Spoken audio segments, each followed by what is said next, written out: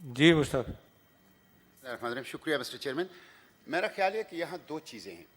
ایک چیز ہے الیکشن اور فری فیئر اور ٹرانسپیرنٹ الیکشن کا انعقاد ہونا, اور دوسرا چیز ہے جو پاکستان کا سب سے بڑا ایشو ہے اور جو گزشتہ کئی سال سے پاکستان کے سیاسی افق کے اوپر چھایا ہوا ہے, وہ ہے کرپشن کا ایشو. میں سمجھتا ہوں کہ دونوں کو خلط ملط بھی نہیں کرنا چاہیے اور دونوں کی مکسنگ بھی نہیں کرنی چاہیے.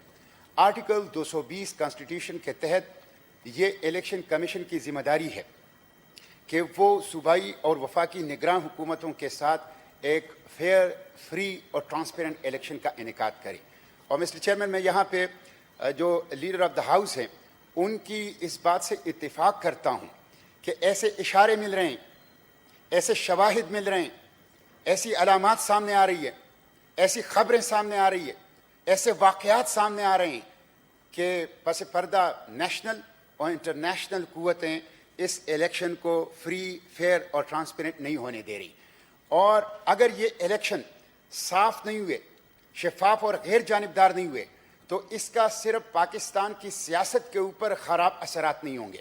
اس سے نہ صرف سیاسی عدم استحکام, 5 سالوں کے لیے ایک اور سیاسی عدم استحکام کے دور میں ہم داخل نہیں ہوں گے, بلکہ اللہ نہ کرے اس دفعہ میں ایسے دیکھ رہا ہوں کہ اگر صاف, شفاف اور غیر جانبدار الیکشن نہیں ہوئے, اگر بیلٹ باکس کا تقدس بحال نہیں رکھا گیا, اگر بیلٹ پیپر کا تقدس بحال نہیں رکھا گیا, اگر لوگوں کی رائے کو ہائی جیک کیا گیا, تو اس کے اثرات پاکستان کی سالمیت کے اوپر, پاکستان کی جغرافیے کے اوپر, پاکستان کی یکجہتی کے اوپر بھی بہت ہی خراب پڑیں گے.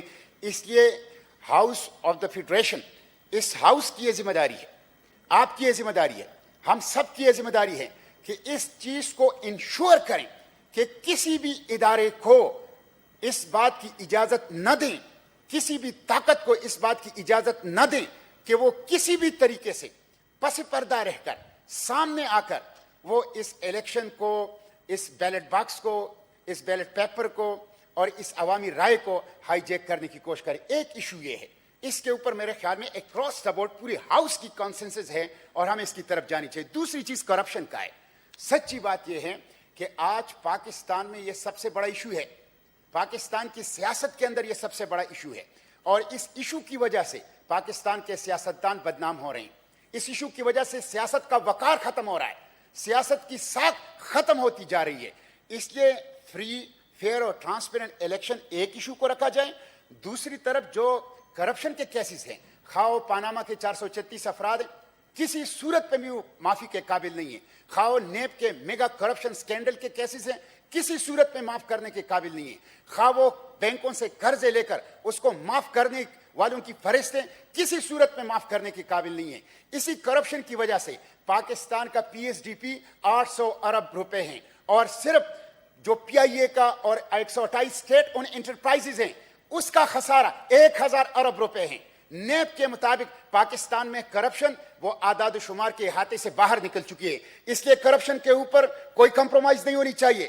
کرپشن کے خلاف نیب کا تحرک, کرپشن کے خلاف عدالتوں کا تحرک, اس کو کسی بھی صورت میں روکنا نہیں چاہیے, اس کو آگے بڑھنا چاہیے. لیکن عدالتوں سے یہ مطالبہ ہونا چاہیے, نیب سے یہ مطالبہ ہونا چاہیے کہ یہ جو احتساب ہے یہ خاص لوگوں کے خلاف نہیں ہونی چاہیے, اس سے پولیٹیکل وکٹمائزیشن کی بو نہیں آنی چاہیے. یہ اکراس دا بورڈ ہونی چاہیے, سب لوگوں کے خلاف ہونی چاہیے, اور یہ صرف ہونا نہیں چاہیے, نظر آنا چاہیے تاکہ اس کا اعتماد بحال ہو. میں سمجھتا ہوں دونوں کو علیحدہ رکھنا چاہیے. دونوں بنیادی ایشوز ہیں اور دونوں ایشوز کے اوپر ہاؤس کو ایک کنسنسس کریٹ کرنی چاہیے.